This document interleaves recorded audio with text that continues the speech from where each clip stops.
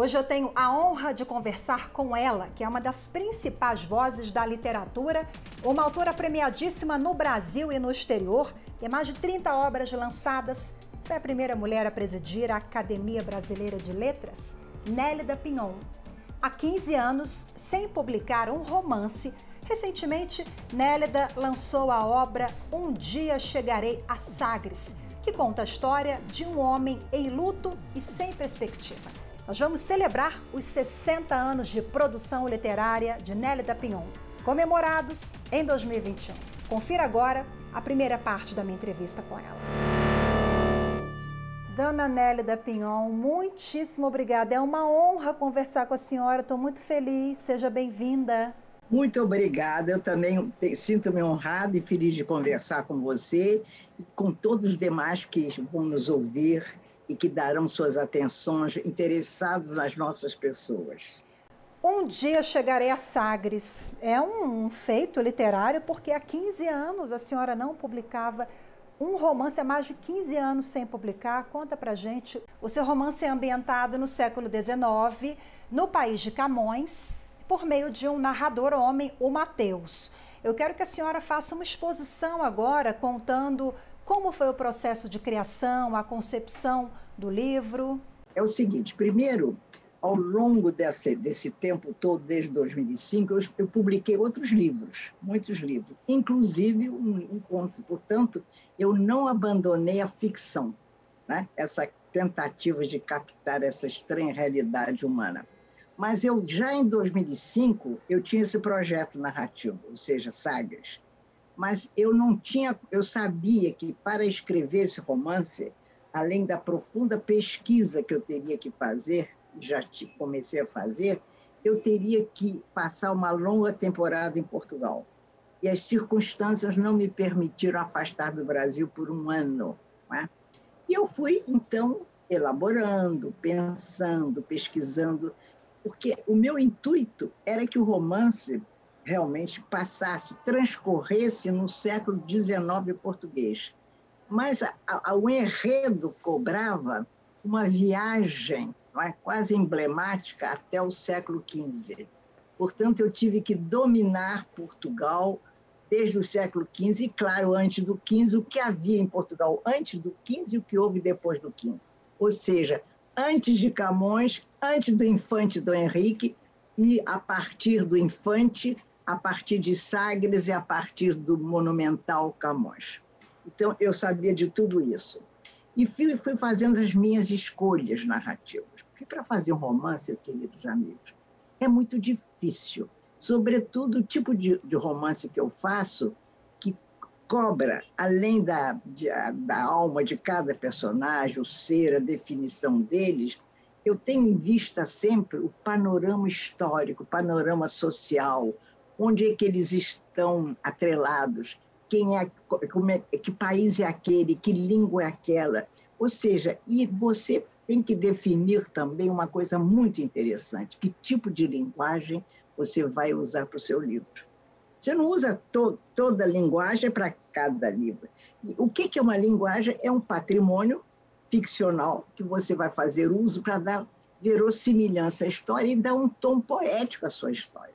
Muito bem. Então, à medida que eu me preparava para viajar, isso aconteceu, eu fui para lá em fevereiro ou março de 2018. Consegui organizar minha vida, aluguei um apartamento lá, tudo que eu precisava foi organizado. Tive a ajuda da minha assessora maravilhosa, a professora Carla. Eu levei a minha cachorrinha, porque não ia deixá-la. E a minha cachorrinha, que se chama Suzy Pinhon, ela foi com passaporte europeu. Eu não tinha. Que chique! Mas ela foi com passaporte europeu, chiquérrimo, como você disse, não é isso? Bom, então, lá chegando, o que eu queria? De verdade, eu já tinha a história dentro de mim. Eu já tinha as pesquisas feitas, eu já tinha intensa e pungente familiaridade com o mundo português. O que eu queria? Eu queria abraçar o mundo pobre, o mundo miserável, sacrificado pelo clero, pela monarquia. Eu tinha definido os personagens, instalei-me em Portugal e lá comecei a escrever o livro imediatamente, né? E só interrompia para viagens a Madrid, a Salamanca e 2 ou 3 compromissos, porque eu fui muito homenageada, eu ganhei prêmio lá, eu fui à Universidade de Salamanca, em Salamanca, na Espanha, comemorava 800 anos de vigência estudantil. Imagina uma universidade com 800 anos, né? Fez um congresso internacional, Mérida Pinhon, eu fiz conferência no Museu do Prado, eu interrompia para essas coisas, mas voltava correndo para o meu livro. E durante o livro a senhora reafirma seu apreço, sua paixão pela língua portuguesa e por Portugal, né? A senhora tem uma relação muito forte com o país. O que a senhora foi buscar, dona Nélida? Eu fui buscar os mistérios de Portugal. O que havia naquele país que se revelaria a minha pessoa, que estava empenhada em desvendar esses mistérios. Por exemplo, tais como a paisagem de onde seja tem uma força telúrica, poderosa. A paisagem fala, tem uma voz poética, tem uma voz cruel, tem uma voz dramática, porque o mundo dos homens desenvolveu-se, decorreu diante da paisagem. Nós estamos dentro de uma paisagem, o nosso drama está dentro de uma paisagem, não é isso? Então, eu fui rever e ver novas paisagens portuguesas, porque eu sempre fui muito a Portugal, fui ver as paisagens. Eu olhava para as árvores, algumas delas com troncos amplos, a sensação que eu tinha é que elas eram protagonistas da história, que elas conheceram o drama, o sangue derramado. Muitos mortos jaziam debaixo, entre as suas raízes. Não é? Eu, por exemplo, colhia os murmúrios de uma língua, embora do século XIX, mas eu tinha sensibilidade para captar a língua do século XV, a língua de Camões. Né? Eu fui vendo tudo isso, eu sabia distinguir o que era uma língua de hoje, do século XIX, e a língua do século XV, e posteriormente. Então, foi uma aprendizagem extraordinária. Eu fui várias vezes, fiz várias viagens. Em Sagres, eu fui a Sagres várias vezes ao longo, não só dessa viagem, no passado, mas eu nunca disse aos meus amigos portugueses, era um segredo, porque eu não queria que ninguém soubesse o que eu estava fazendo. Tanto que há pouco, uma grande escritora portuguesa, Teolinda Gerson, uma carta muito bonita, comovente, ela disse: Nélida, você com esse seu espírito alegre, animada, nos convidava às vezes para jantar na sua casa, que eu recebia, né, em Lisboa, eu gostava. Ninguém podia imaginar que você estava fazendo um romance de 500 páginas, dramático, forte, poderoso, e você não dizia isso para ninguém. Era verdade. Eu vivia com o meu modo de ser como se eu não tivesse esse drama narrativo dentro de mim, a dificuldade profunda de vencer os obstáculos narrativos. Muito bem. Quando eu revi dessa vez Sagres, eu cada vez, além da emoção de estar no promontório, Sagres é deslumbrante, é no Algarve, é todo ele, como ao longo da costa litorânea o Atlântico, né, setentrional, a ponta setentrional de Portugal, é de uma beleza extraordinária, escarpas, um mar é violento, sabe? Bate contra uma espécie de muralha natural, e o promontório do Infante está ali, construído por ele, a pedra, a flor rosácea, misteriosa, os vestígios que ele deixou, o Infante, tudo isso eu vendo e revendo. Agora, eu buscava, nessa vez, uma revelação profunda que eu obtive. Eu entendi, mais do que nunca, que o que promoveu essa insanidade deslumbrante dos portugueses de se lançarem nas correntes marítimas, com a suposição de encontrar os monstros marítimos, porque havia aquela ideia dos monstros marítimos, né? de encontrar a morte a partir, sobretudo, do Cabo Bojador, enfim, tudo que era imaginava-se, os horrores do mar, ninguém conhecia nada. Eles conheciam muito pouco. O resto teria que ser inaugurado para os portugueses, né? Termos marítimos, né? Muito bem. Então, mas o que eu percebi, viu, queridos, que o grande enigma português que ensejou essa conquista impressionante, como se imaginando que fosse possível realizá-la, essa façanha única na história, foram os ventos. Os ventos eram poderosos ali. Você tem a sensação que você olha o mar e pensa, eu tenho que enfrentá-lo, porque os ventos trabalham a meu favor. Os ventos, você te dava a ideia de que ele empurraria você para longe. Havia como um casamento entre as nauzinhas pequenininhas, caravelas um pouco maior, entendeu? E os ventos. Então, você se dá conta que a ventania, os ventos, também responderam pelas grandes descobertas. Então, eu me alimentava de tudo isso para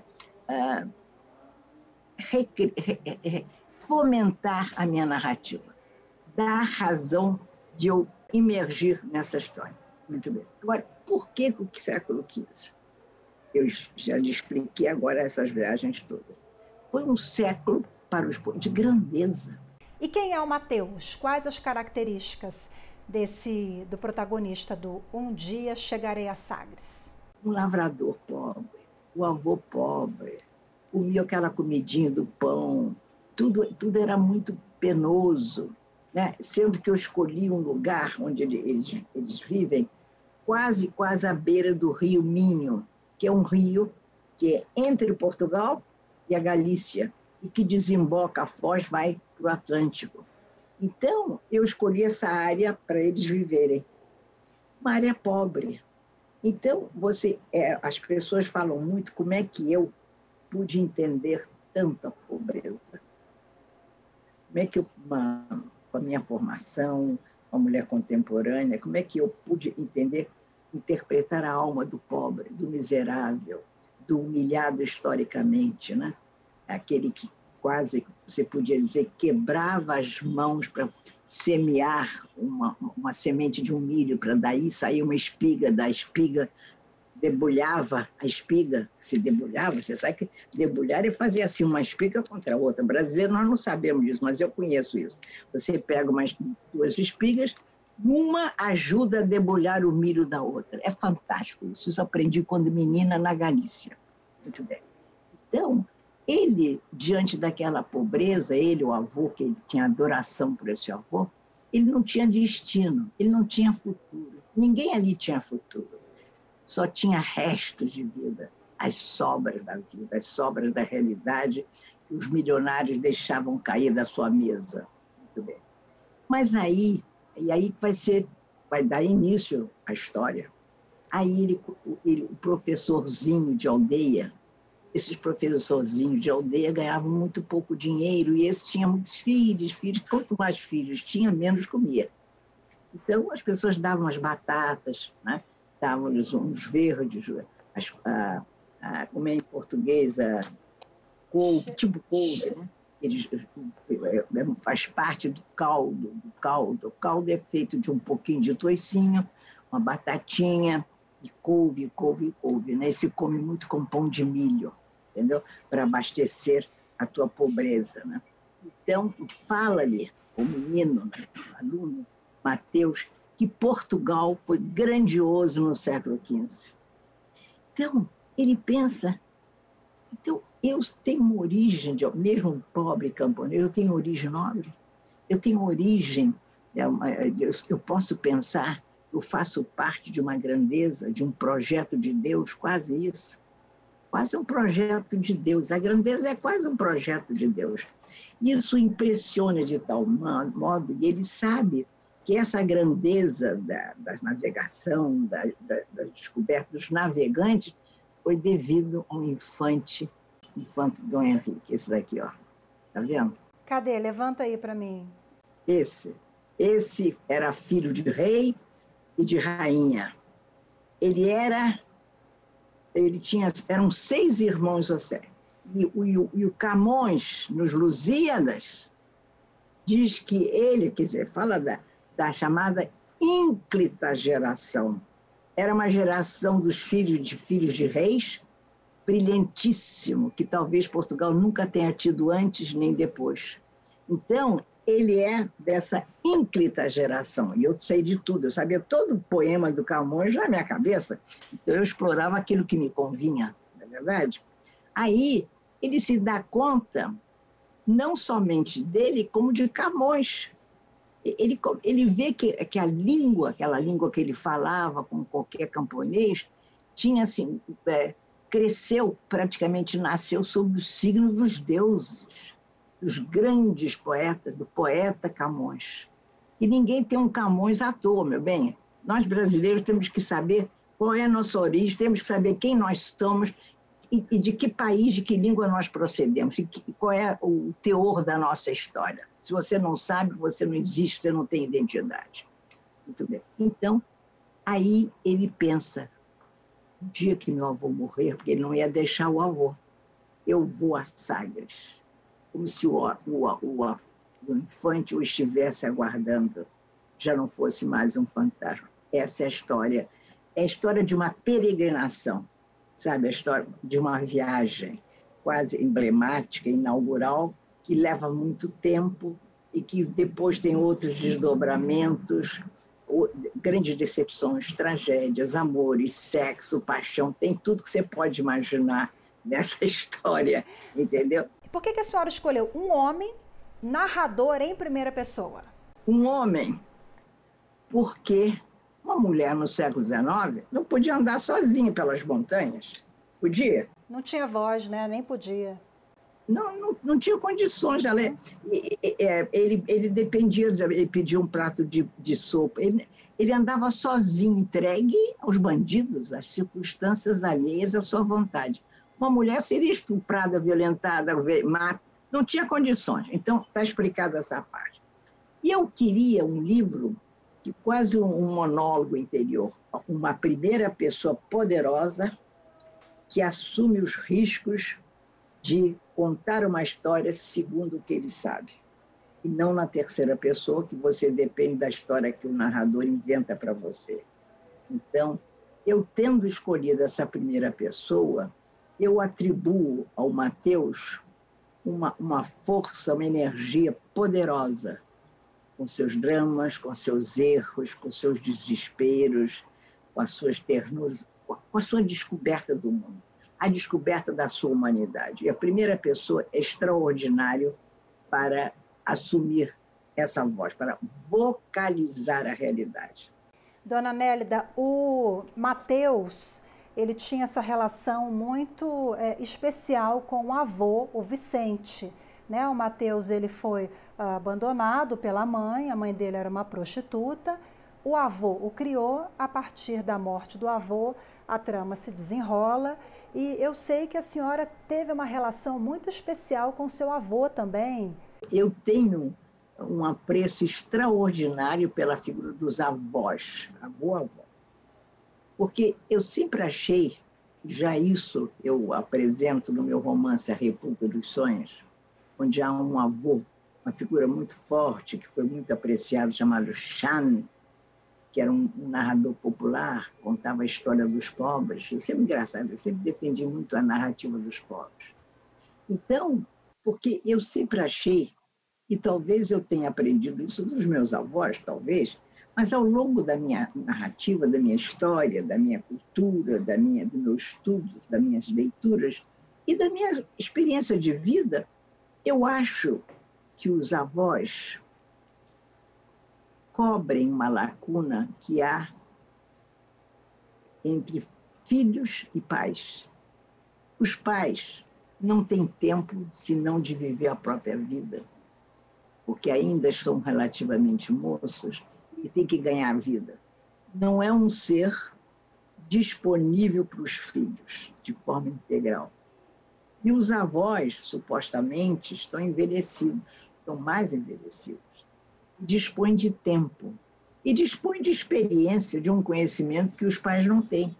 Então, esses avós, levando-se em conta o que ele sabe, a sua experiência, ele cobre essa lacuna, os vazios, mais que vazios existenciais, os vazios civilizatórios são mais importantes que tudo. Então, ele faz chegar, ou ele faz, a boa avó, indistintamente, ao neto, à neta, o que ele precisa saber para se comportar, para ter valores, para ter ciências da vida, para entender a história, para entender de onde ele veio, quem ele é, que língua ele fala, que família é a dele, qual é a sua genealogia. É preciso que os jovens não se imaginem apenas filho dos pais. Ele é filho dos pais, neto dos avós, bisneto dos bisavós. Ele tem uma história imensa para herdar e para conhecer. Sem o que eu vejo, por exemplo, eu converso às vezes com pessoas que dizem, meu avô não sei o quê. De onde é? Ninguém sabe. Ninguém sabe a história do avô. Ninguém, portanto, não sabe, não conhece a própria história. Ele é um filho de laboratório, como se ele tivesse nascido, como é que se chama? Proveta? Proveta. É um filho da proveta.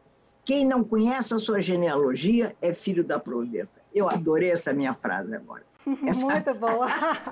A senhora classificou muito bem, é verdade. Então, vou complementando o que você me indagou, com isso, o Vicente, ele não tinha cultura, mas ele tinha saberes, ele escutava as coisas que passavam, as invasões, as batalhas em torno, tudo ele escutavam. Você acha, então, que eles não saberiam das grandes batalhas, da batalha de Aljubarrota, que os resultados das batalhas iam propagando pelas terras, pelas aldeias, cada qual contava a sua versão. Então, ele vai propagar as histórias, vai dizer do que se trata, vai falar da sua sexualidade discreta para o neto. Ele assegura, sabe o quê? A ancestralidade humana. A senhora tem o livro aí? 512 páginas, exatamente, né, dona Nélida? Acabou de sair a segunda edição em poucos dias, ó. Não, recorde de venda já, eu estou sabendo. Que coisa boa. E quanto tempo a senhora levou para fazer as anotações? Eu sei que durante a viagem a senhora tinha um caderninho ali, fazia as anotações, o processo. Tinha algumas coisas, mas quando eu comecei, eu não olhei um papel. É mesmo? Não. Quando eu comecei, em março de 2018, no apartamento onde eu estava bem instalada, surgiu um problema que eu não estava enxergando bem, não conseguia acesso ao computador que eu comprei, novo, lindo, enorme, que é esse agora que eu trouxe de Portugal. Então, eu comecei a fazer uma coisa impressionante que há muito tempo eu não fazia. Comecei a escrever à mão. O livro foi todos, os originais todos, eles foram escritos à mão. Nossa, que trabalheira! Além da trabalheira, querida, eu tinha pavor que a professora Carla, para quem eu passava, não entendesse a minha letra. E, além do mais, como eu estou com um problema de visão, eu não conseguia reler o que eu escrevia. Então, eu tinha que confiar na pujança da minha memória, que tinha aquele capítulo de cor dentro da cabeça, que eu ia fazendo, sabendo que eu não podia parar. Então, assim eu fiz o livro até, quando eu cheguei no Brasil, até terminei. Eu voltei com o livro pronto, com esses originais prontos. Eu cheguei no Brasil, queridos, em março de 2019. Aí eu trabalhava, mas aí, graças a Deus, eu acho que eu tive uma ajuda do Espírito Santo, porque eu consegui enxergar não tão bem a tela. Então, tudo foi feito de novo na minha tela. Eu refazia. Eu fiz 8 versões, 8 vezes o livro. Nossa. Eu tenho mais de 1 metro de altura de papel guardado, tudo guardado. E terminei, entreguei para o meu editor, Carlos Andreasa, da editora Record, comuniquei à presidente da Record, a Sônia Machado, que eles tinham já o meu livro pronto. Um dia chegaria a Sagres, meados de maio de 2020. Mas eu pedi uma coisa, eles quiseram publicar em 2021. Eu disse não, porque seria um livro que eles consideravam importante, então tinha que ser pós-pandemia. Eu disse não, absolutamente, eu quero que saia na pandemia. Eu não tenho medo, eu tenho confiança na literatura brasileira, no público brasileiro. Nós temos que provar que a literatura não morre em nenhuma circunstância, nem nos momentos funestos e difíceis. E aí está. O programa de hoje fica por aqui. Na próxima semana, você vai ver a segunda parte da minha entrevista com a grande escritora brasileira Nélida Pinhon. Nós conversamos sobre a representatividade da mulher na literatura brasileira, a paixão por Portugal, os 60 anos de produção literária, tudo isso e muito mais. No próximo programa eu te espero.